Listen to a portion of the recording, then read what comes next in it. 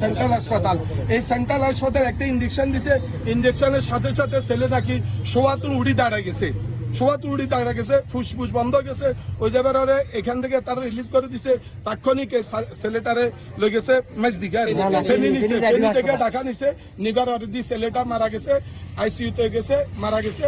এরপরে ওইখানে ডাক্তাররা গেছে, এখানে ভুল চিকিৎসার কারণে এই ছেলেটা মারা গেছে। এখন আমরা প্রশাসনের কাছে বিচার চাই।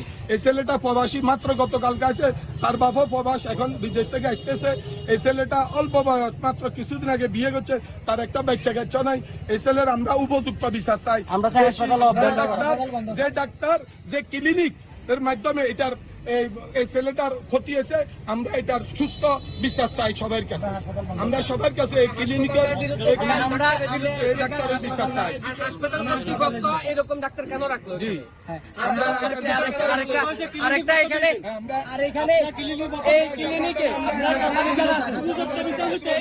সাংবাদিক এখানে ডাক্তারদের সার্টিফিকেট দেখতে হবে, ডাক্তারদের শিক্ষাগত যোগ্যতা দেখতে হবে, যারা ডিউটি ডাক্তার শিক্ষাগত যোগ্যতা দেখতে হবে। 2 ঘন্টার ব্যবধানে এই ছেলেটা চেহারাটা কি রকম হয়ে গেছে? তাহলে যদি ভুল চিকিৎসা না হয়, তাহলে চেহারাটা কেন এভাবে হইব? একটা সাদা সুন্দর ছেলে একবারে কালো হয়ে গেছে, বিকৃত হয়ে গেছে। ছেলেটার সিনিয়র কোন উপায় নাই। যাই হোক, আপনাদের কাছে বিচার চাই, এটা সুস্থ বিচার যে নয়। যদি বিচার না হয়, তখন আমরা আইনের আশ্রয় নিতে বাধ্য হব।